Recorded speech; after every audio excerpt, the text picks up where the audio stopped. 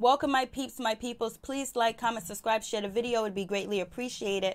Let's talk about Botham's John's, case. He was murdered by an ex-police officer. She was fired after she was charged with manslaughter. Her name is Guyger. She has been fired. She's been let go. She's been indicted. There was a grand jury and there was a hearing, and she was actually let go and terminated because she didn't follow protocols and procedures, and so they fired her. So that's great that she's not able to collect retirement benefits or, any type of benefits, period, because she was fired. So she can't collect, because most police officers, when they're charged either in a manslaughter case or a murder case, they end up retiring before, they go to court. So that way they can collect their pension and their benefits. And she's not going to be able to, and she's going to have a hard time getting employment if she's actually not serving time in jail.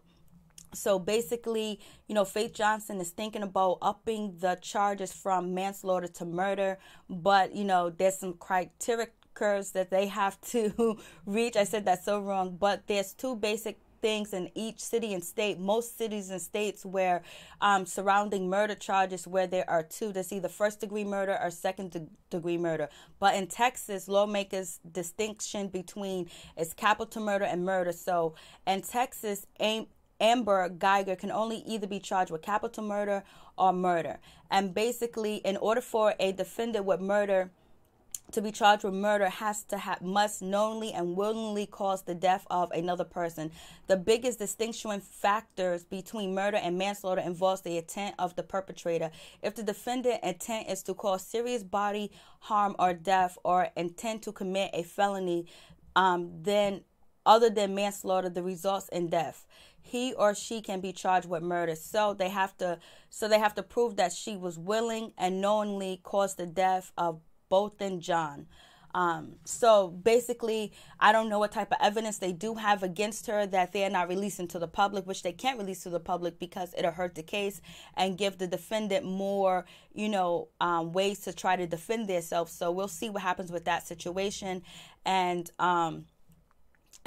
also see if they can charge her that, that she was intent, like she had intent to kill this man, because it seems like she had intent. In our opinion, and the public opinion, it seems like she was willfully caused the death of Botham John by breaking into his apartment and killing him. So therefore, to us, it's murder, but you have to prove it in the court of law in front of a judge and a jury, and they have to actually make the decision on it. And then on top of that, you have, the murder, the trial might be and Kinsman County, and we know Kinsman County has about 80.1% of Caucasian that live there that most likely will be serving either as jury or a Caucasian judge. And not saying that if there was any other race it would be different, but most likely it will, because Guyger, she's going to be judged by her peers. So we have to make sure that the district attorney Faith Johnson and the assistant district attorney Mike Snaps actually do their job and make sure they get the right jury. Like, they make sure they sequester the jury, and also make sure if the jury is, in some type of cahoots with some type of organization, as far as white supremacy. So we have to make sure that the jury is not white supremacists, because we can bring any charges. The state can bring any charges against Guyger about either murder or involuntary manslaughter or involuntary manslaughter, which they don't have in Texas. Is just manslaughter. Basically, they just charge you with manslaughter, really. And to make sure, like, these people that are going to be on the jury are not related to Guyger, or not, affiliated with, the KKK, any type of, all right wing type of organization, Make America Great Again, because then, of course, she's going to be charged. She's going to be found not guilty. So it really has to do with the jury and the judge, and make sure that the judge, doesn't have a background in white supremacy, or doesn't have a background in being and letting people get away with murder that kill African Americans. So basically that's really the forefront of the situation, to make sure that District Attorney Faith Evans and the Assistant District Attorney Mike Snaps actually do their job and very due diligent with their job, because they do have the history, they do have the background, they have the criminal justice background. They was in federal court, they was, serve as judges too as well, so they have the experience, so they'll know whether they can prove murder or if they can prove manslaughter. So that's really important. So that's important that people that live in Dallas, Texas, they actually call the district attorney's office, Faith Johnson, Mike Snaps, and tell them that, they want a fair trial. They want them to do everything they can possible to make sure this woman is convicted, and, keep the people aware of what's going on too as well, because we elected district attorneys. We can put them in office and we can take them out. They do have elections. Sometimes they serve 6 years, sometimes they serve 10 years, but they also are elected in office.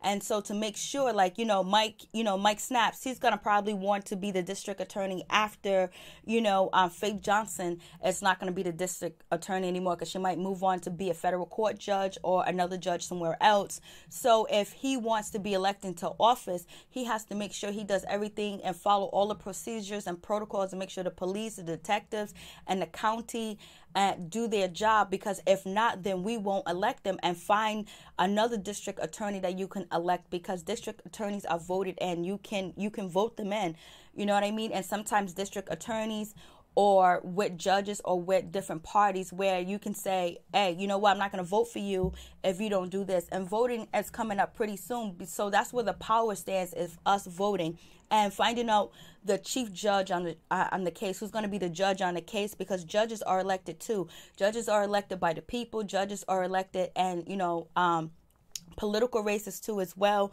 So a DA may be appointed by a chief judge or the jurisdiction of elections from local voters. So that means the people in the county and the town, Dallas, Texas, please vote, and please let them know that you are voters. And then, the people in the community, we know that we have marches and protests, and we also found out that the people in Dallas County has been protesting, and like 3 or 4 have been locked up, and has done more time. They've been locked up for almost a week and has done more time than Amber Guyger has done in jail too as well. So a different way to go about the procedures is let these people know that actually can make the decisions on these murder cases and trials, is actually say, hey, listen, we won't vote you in. And then judges are appointed during retention. So retention elections is when a judge, it's like an evaluation. So it's called retention evaluations, where they determine whether the judge could, continue with the services of the people by their actions. So if we have a judge on this case that seems as unfair, seems is not looking at things like correctly, not making sure that there's the correct jury, and not giving the DA the ample amount of time to do what they need to do, you can file complaints against a judge, and call and make complaints, make statements and complaints towards the judge in the case, and let them know, like, if this judge stays on, like, now the judge will have complaints on them. So it'll be very hard to determine whether they should keep that judge or not. So if the judges, the district attorneys, and the assistant district attorneys know that the people are watching and they're behind us and they're going to vote and they're going to be there at the election. So that's when the people that are protesting will gather other people together in their city, in their town, to make sure that we are going to write letters, and we are going to make sure that we have the right district attorney and the right judges in office, because that's something that we skip by. Like, we don't know we have the power to put the people in the criminal justice systems that we want. We say the system is messed up, but we have to get out there and make sure that they know that they're representing us and they're getting our tax dollars. And if they don't do what they're supposed to do, we're going to come out in droves and make sure we vote to make sure that you are not in office anymore. And also, other judges are elected elected by partisan election. Judges are selected through partisan elections. Voters can vote them in. And electoral runs too as well, where, you know, when a political party like a Democrat or a Republican is running, sometimes they put a judge on their ballot too as well, and you can vote not to have that judge or that politician in your town or your city because, you know, they don't agree with what you agree with, and you know, they fail to convict a police officer. So these people come up for re-election. They come up to be seated back on the bench. So you can stop that by voting, especially when it's on the ballot. And you have non-partisan partisan elected judges where they just put their name on the ballot and they're really not affiliated with any political party, and you can either vote for them or not vote for them, especially if they don't do their job. You have the right to put these judges in the office to make sure that they do what you want them to do too as well. So that's another part, you know, with the protesting and making sure you call the district attorneys, make sure you call the chief executive office of the jurisdiction to make sure, like, hey, listen, I want a fair trial. This lady needs to be convicted. Make sure that the police officers, the detectives, and everybody do what they're supposed to do, the Texas Rangers, and make sure there's like a clear road to conviction where, you know, they throw something out or, you know, she says a different story, because we know Amber Guyger she's been telling multiple different stories to people too as well. So that's one point. That's one thing that we can do. And also, I wanted to go over this.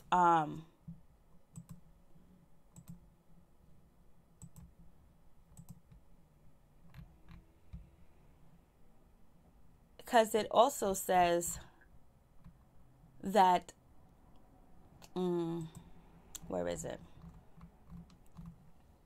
I think it's this one. Because it also says that Amber Guyger this is not the first time she shot somebody.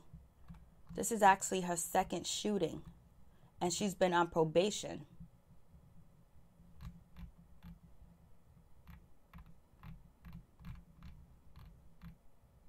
Just want to get the right details. But, you know, it's a step in the right decision by, you know, firing her. That happens. That's really good that happened.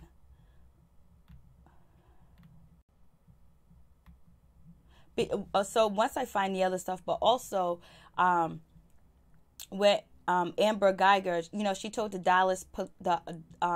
Dallas Police Department and Texas Rangers recorded the incident, and Guyger account changes. The police search warrant stated that Botham confirmed that the officer at the door, while the Rangers affidavit said Jean was across the room when Guyger walked in. So basically, you know, Guyger, she told the police department, the Texas Rangers, that, you know, when she walked into the room, he was across from her, and that's why she fired the shot. And then she also said that, you know, the door was ajar, the door was open. And then she did also tell them that, you know, the door was locked and she was trying to get her key in, but she wasn't able to get a key in. Then you had neighbors saying that they heard her knocking and yelling before the gunshots. They heard the gunshots, and then they heard a woman screaming, yelling, calling 911. So there's so many different parts to this story that she has told. She told the door was ajar. Then she said she couldn't get in because a key didn't fit. So if your key didn't fit, then obviously, you know, you're at the wrong place. So how did she get into an apartment? Now I bet she's gonna try to say that Botham opened the door for her, because, you know, she keeps changing her statements to the police officers, and I mean to the, you know, to the Rangers. And so now that's a problem too as well. It says one law enforcement officer has said the evidence so far does not determine whether the door was unlocked or unlocked. And then the family saying the door was always locked, and the door slams shut and it locks. And then they did demonstration that it does. And then so it's like, you know, she keeps changing up her story and it doesn't make sense. But here it is right here. Amber Guyger. In 2007, Amber shot a man after he took her taser from her while she was providing backup during an arrest. She was not indicted in the case. Guyger was placed on paid administration leave pending the outcome of a internal investigation into Jean's, death. Some have called for her to be fired, but Dallas police officers say they will not discuss her employment until the investigation is complete. So in 2017, Guyger shot a man after he took her tasers from her while she was providing backup during an arrest. She was not indicted in the case. So this is not the first time that she shot somebody, but this is the first, and, she killed, Botham. And so it seems like she was on edge, and she probably should have been still off duty. She probably still should have been on leave, but they let her back in, and then boom, she goes to this dude's house. She goes to Botham's house, and she murders him, and she says that it's her house. It doesn't make any sense. It seems like she was planning and she was looking for murder, like she wanted to kill somebody, and she was placed on administrative leave and all that other stuff, but she shot a man in 2017, so that's probably one of the reasons why she was fired. But I wonder in the court of law if they're going to bring up her past history, because sometimes the district attorney can ask different questions where they can bring up her past history, and they can talk about this case. In this case where she shot a man in 2007, either could be used to help her or against her, where she probably said that she's on edge. She was nervous, because while she was, serving on the police force, she had to pull her weapon because something happened and could have made her on edge. And that's why she was on alert when she was at her make-believe pretend apartment that she thought that she was at. And she said she didn't know that she wasn't in her apartment until, the 911, people asked her where she was located, which doesn't make any sense. It doesn't make sense at all. None of her stories add up. It makes sense why she entered his house and why she shot him. People were saying they dated. People were saying that there was police paraphernalia in the house. People said, she'll kill you if you break up with her. But I didn't find any evidence that they're actually going to use in court against her, because they really have to keep that, and wraps. So we'll see what Chief Renee Hall does in this investigation and how she handles the situation, because she can be fired too as well, because when you elect state treasurer, when you elect attorney general, when you elect a governor, when you elect a mayor, you can also see if they support the police chief and vote. Like, we're not going to vote for you if you support this police chief because she hasn't done her job in the past. So we just got to pay attention to voting, because what these people in these office, the judges, the district attorney, what they like to do is have a long paper full of all the accomplishments and things they have done, because it's bragging rights and it's also power too as well. So they don't really care about who gets killed and who gets shot and stuff like that. But what they do care about is maintaining their office and staying in office and having that power, that bragging rights. So, but if you threaten the bragging rights and you say, we're not gonna vote for you, we're gonna find another district attorney to put in office, or we're going to request for another one, or request a hearing to remove district attorneys and place new ones, basically when their term is up, and then actually get behind a candidate or someone that's running for a district attorney office and put them in, as well as judges too as well. We have the power. We just got to take the power back. We have to take it back legally too as well. And we have to protect ourselves and be ready to know things that are going on. In some communities, they have, police watch, where like when you hear different, the police scanners and people getting pulled over, they come with their cameras and they watch and they make sure that the person leaves the scene alive and they record it. So that's another thing that you can do too as well with the protesting, and making sure that you call these officers, these offices, and make sure that they are on their job and they know that the people are concerned and their jobs are on the line. When anybody's job's on the line, they're going to do their best. The police department's going to do their best, especially when they know that the community's coming for jobs, where we're going to vote this way. And then we have somebody coming into office like actually with the situation we have Roland Martin's been really covering this case and talking about it too as well. Some people are against Roland Martin, some people are for Roland Martin, but we have Ted Cruz basically throwing shots at Beto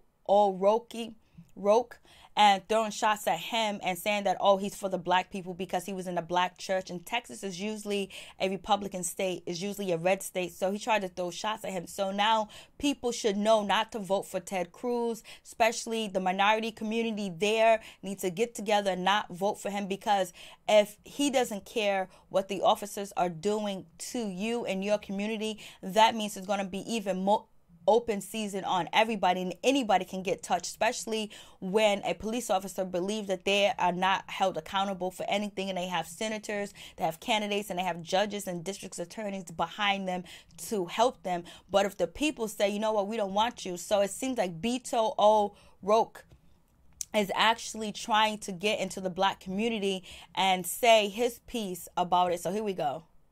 This day and age, in this very year, in this community, that a young man, African American, in his own apartment, is shot and killed by a police officer. And when we all want justice and the facts and the information to make an informed decision, what is released to the public? They had a small amount of marijuana in his kitchen. Amen. How can that be just in this country? How can we continue to lose the lives of unarmed black men in the United States of America at the hands of white police officers? That is not justice. That is not us. That can and that must change. Are you with me on this?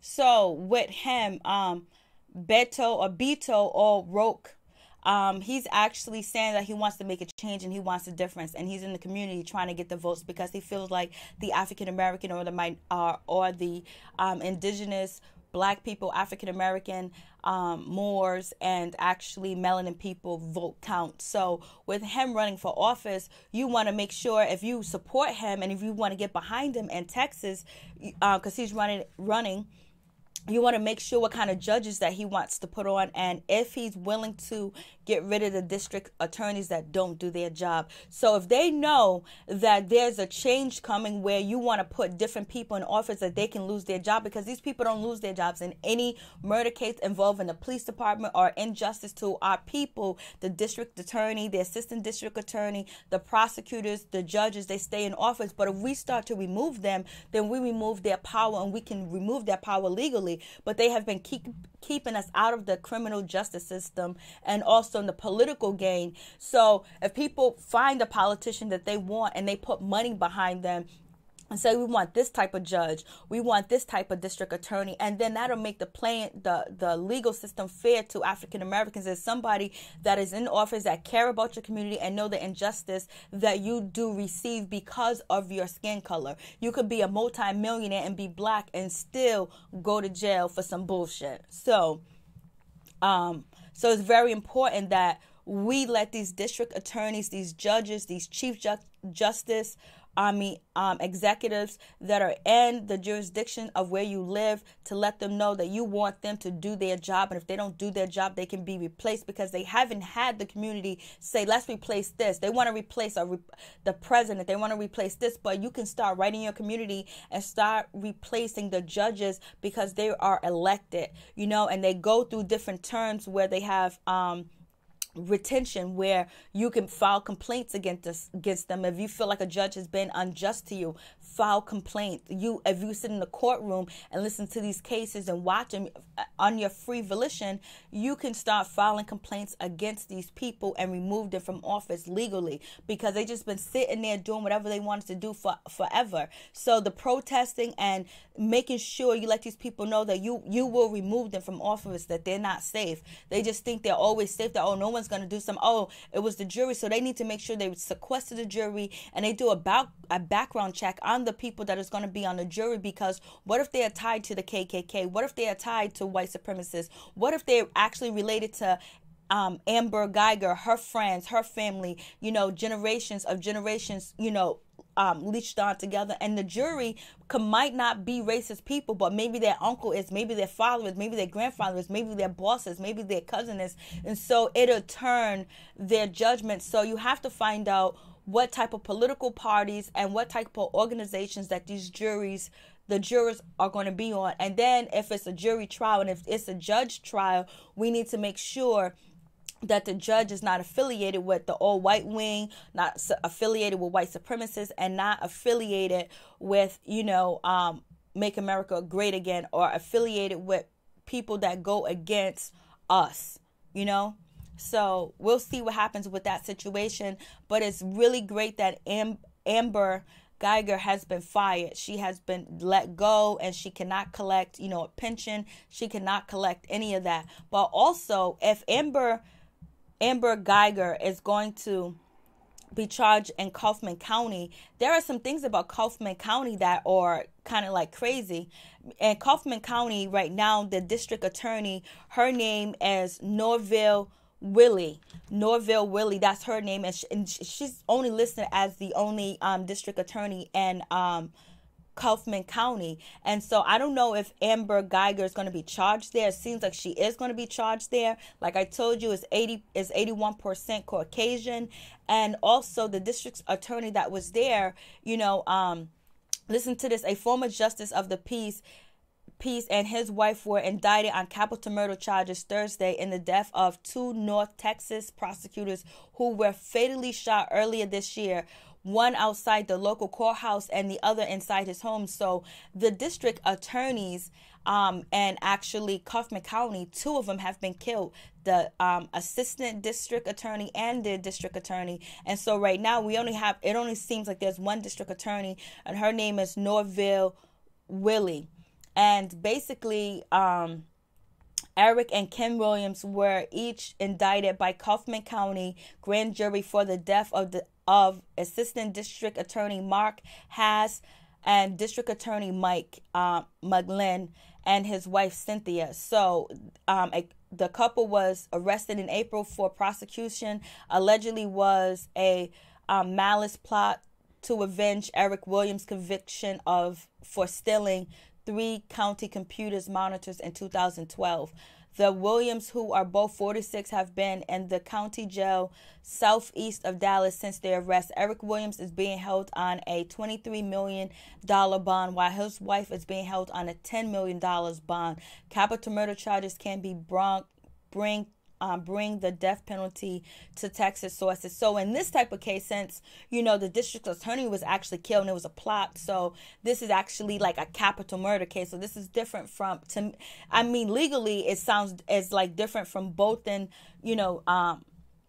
John's case. So, we had 2 district attorneys, an assistant district attorney and a district attorney killed, in Kaufman County. So it sounds like some bullshit's going on over there. And people are saying that the Aryan Nation actually killed these district attorneys because they didn't want Eric Williams to be facing time. And they're saying one of the district attorneys, Mark Haas, he was like having a lot of financial troubles. Like he was like deep in debt. I don't know if he was getting money off the street. I have no idea. But it seems like they already got drama and chaos going on in Kaufman County. And right now they only have one district attorney. Her name is Norville Wiley. So we have to see what's going to happen in this situation. But I just wanted to bring this information to you guys.